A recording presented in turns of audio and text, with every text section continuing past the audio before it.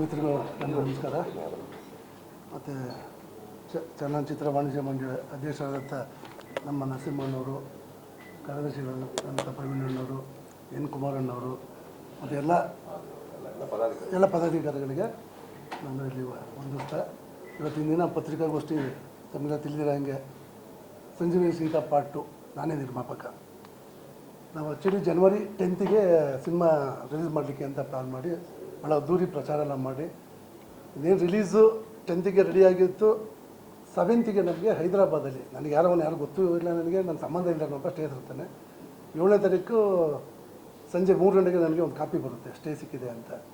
ಅದೇನು ಅಂತ ನಮ್ಮ ಲಾಯರಿಗೆ ಕೊಟ್ಟು ವಿಚಾರಿಸಿದಾಗ ಅದು ವಿಚಾರ ಇಮ್ಮಿಡಿಯೇಟಾಗಿ ನಾವು ಇಲ್ಲಿಂದ ಹೈದರಾಬಾದ್ಗೆ ಹೋಗ್ತೀವಿ. ಸ್ಟೇ ವೆಕೇಟ್ ಮಾಡಿಸೋಷ್ಟೊತ್ತಿಗೆಲ್ಲ ಆಲ್ಮೋಸ್ಟು 11th ಆಗುತ್ತೆ. ಆವಾಗ ಸ್ಟೇ ವೆಕೇಟ್ ಆಗುತ್ತೆ. ನಾನು ಸುಮಾರು 4 ಕೋಟಿ ಹೊರತು ಪ್ರಾಪರ್ಟಿನ ಪರ್ಚೇಸ್ ಮಾಡಿಬಿಟ್ಟು ಸ್ಟೇ ವೆಕೇಟ್ ಮಾಡಿಸ್ತೀವಿ. ಅದಾದ ನಂತರ 10ನೇ ತಾರೀಕು ಮುಗಿದೋಗಿರುತ್ತೆ. ಮತ್ತು ಅಲ್ಲಿ ಸೀನಿಯರ್ ಕೌನ್ಸಿಲ್ಗಳ ಅಡ್ವೊಕೇಟ್ಸ್ ಏನು ಹೇಳ್ತಾರೆ ಅಂದರೆ, ನೀವು ಮತ್ತೆ ಒಂದು ಹೈಕೋರ್ಟ್ಗೆ ಹೋಗೋ ಚಾನ್ಸಸ್ ಇರುತ್ತೆ. ನೀವು ಫಸ್ಟು ಒಂದು ಹಿಂಗಿರೋ 10th ಮಾಡಬೇಕು ಅಂದ್ಕೊಂಡಿದ್ದಾರಲ್ಲ, ಇಮ್ಮಿಡಿಯೇಟಾಗಿ ಒಂದು ನೆಕ್ಸ್ಟ್ ಡೇಟ್ ಯಾವುದಿದೆ ಆ ಡೇಟಿಗೆ ಮಾಡಿಬಿಡಿ. ಒಂದು ಸಲ ರಿಲೀಸ್ ಆದರೆ ಹೈಕೋರ್ಟು ಸ್ಟೇ ಕೊಡೋಲ್ಲ. ಆನಂತರ ನಿಮ್ದು ಏನು ಪ್ಲ್ಯಾನ್ ಬೇಕು ಮಾಡಿ ಅಂತ. ಆಗ ಡೈರೆಕ್ಟರ್ ಡಿಸ್ಕಸ್ ಮಾಡಿ ಸದ್ಯಕ್ಕೆ ಒಂದು 2-3 ಡೇಸು ಟ್ರಯಲ್ ರನ್ ಅಂತ ಬಿಟ್ಬಿಡೋಣ.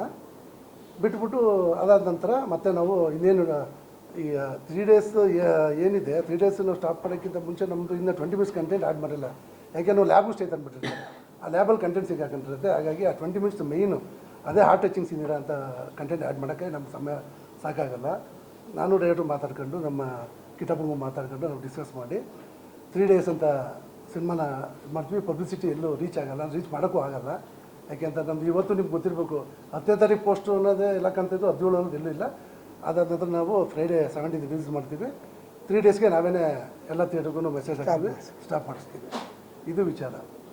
ಜೊತೆಗೆ ನಮಗೆ ಏನು ಡೇ ಒನ್ನಿಂದ ನಮ್ಮ ಸಿನಿಮಾನ ನಾವು ಭಾಳ ಅದ್ದೂರಿಯಾಗಿ ಕನ್ನಡ ಇಂಡಸ್ಟ್ರಿಯಲ್ಲಿ ನಾವೆಲ್ಲ ಎಜುಕೇಟೆಡ್ ಆಗಿ ನಾವೆಲ್ಲ ಇಂಜಿನಿಯರಿಂಗ್ ಗ್ರಾಜುಯೇಟ್ಸು, ನಾನು ನಾಕ್ಷಕರು ಅವರೆಲ್ಲ ಒಂದು ಒಳ್ಳೆಯ ಸಿನಿಮಾ ಮಾಡಬೇಕು ಅಂತ ಒಂದು ಒಳ್ಳೆಯ ಉದ್ದೇಶದಿಂದ ಮಾಡಿದ್ದು.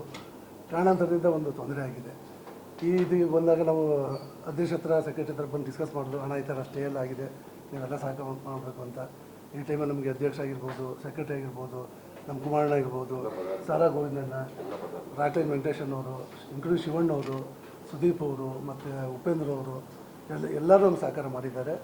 ಮತ್ತು ಇವಾಗ ಏನು ಮುಂದೆ ಈ ಸಿನಿಮಾದ ಬಗ್ಗೆ ಹೆಚ್ಚಿನ ವಿವರನ ನಮ್ಮ ನಿರ್ದೇಶಕ ನಾಕ್ಷಕರು ಕೊಡ್ತಾರೆ. ದಯವಿಟ್ಟು ನಾನು ಮನವಿ ಮಾಡ್ಕೊಳ್ತಾ ನಮ್ಮ ಮಾಧ್ಯಮ ಮಿತ್ರರು, ದಯವಿಟ್ಟು ಜನಕ್ಕೆ ಒಂಚೂರು ರೀಚ್ ಆಗಿ ಮಾಡಿದ್ರೆ ನಮಗೆ ಇನ್ನೂ ಒಂದು ಒಳ್ಳೊಳ್ಳೆ ಸಿನಿಮಾ ಮಾಡೋ ಉತ್ಸಾಹ ಬರುತ್ತೆ. ಹಾಗಾಗಿ ಹಾಗೆ ನಿಮ್ಗಳಿಗೆ ಆ ಶಕ್ತಿ ಇರೋದು, ಒಬ್ಬ ಲಾಸ್ಟ್ ಪರ್ಸನ್ನವರು ರೀಚ್ ಆಗಿಬಿಟ್ಟು ದಯವಿಟ್ಟು ಅದನ್ನು ಮಾಡಿ ಅಂತ ಕೇಳ್ತಾ ನಾನು ಮಾತು ಮುಗಿಸ್ತೀನಿ. ಜೈ ಕರ್ನಾಟಕ. ಮನವಿ ಮಾಡಿಬಿಡಿ, ಮನವಿ ಮಾಡಿ ಹಂಗೆ ಸರ್. ಇವಾಗ ಸ್ಟೇ ಬಂದಿತ್ತಲ್ಲ ಸರ್, ಅದು ಡೈರೆಕ್ಟ್ರಿಗೆ ಹೆಸರು ಗೊತ್ತು, ಆ ಟೈಮಲ್ಲೆಲ್ಲ ನಿಮ್ಗೆ ಗೊತ್ತೇ ಇಲ್ಲ ಅಂತಾರೆ ಯಾರು? ನನಗೆ ಸಂಬಂಧ ಇಲ್ಲ, ಅದು ಸಂಪೂರ್ಣವಾಗಿ ನಾನು ಅದನ್ನು ಅವ್ರು ಹೇಳ್ತಾರೆ. ನನಗೆ ಸಂಬಂಧ ಇಲ್ಲ, ಅವ್ರದ್ದು ಏನೋ ಕಾನ್ಫ್ಲಿಕ್ಟ್ ಇದ್ದಿದ್ದು, ನನಗೆ ಸಂಬಂಧ ಇಲ್ಲ ಅದು. ಸರ್ ಅದು ಓಕೆ, 10ಗೆ ಅನೌನ್ಸ್ ಮಾಡ್ತಾರೆ, 17th ರಿಲೀಸ್ ಆಗುತ್ತೆ, 17th ರಿಲೀಸ್ ಆಗುತ್ತೆ. ಅವಾಗ ಪ್ರಮೋಷನ್ ಚೆನ್ನಾಗಿ ಮಾಡಿದ್ರು ಸರ್? ಇಲ್ಲ, ನಾವು ಪ್ಲ್ಯಾನ್ ಮಾಡಿದ್ದೆ 3 ಡೇಸು ಹೈಕೋರ್ಟ್ಗೆ ಹೋಗೋದು ಸ್ಟೇನ ಮತ್ತೆ ತರ್ತಾರೆ ಅಂದ್ಬಿಟ್ಟು 3 ಡೇಸ್ ಮಾಡಿ ಟ್ರಯಲ್ ಅಂತಲೇ ಬಿಟ್ಟಿದ್ದು ನಾವು. ಹಾಗೇನು ಪಬ್ಲಿಸಿಟಿ ಮಾಡಲಿಲ್ಲ. ಇವತ್ತು ಮಾಡಿದ್ದಾರೆ ಸರ್? ಈಗ ಮಾಡ್ತಾ ಇದ್ದೀವಲ್ಲ, ಸಿನಿಮಾ ಯಾವಾಗ ಸರ್? 6th June 6th. ಏನೇನು ಪ್ಲಾನ್ಸ್ ಇದೆ ಸರ್? ಯಾವುದು ಪ್ರಮೋಷನ್ ವೈಸ್ ಏನೇನು ಪ್ಲಾನ್ಸ್ ಇದೆ ಅಂತ ಅದು ಡೈರೆಕ್ಟ್ ನಿಮಗೆಲ್ಲ ನೀಟಾಗಿ ಹೇಳ್ತಾರೆ. ಈಗ ಬನ್ನಿ.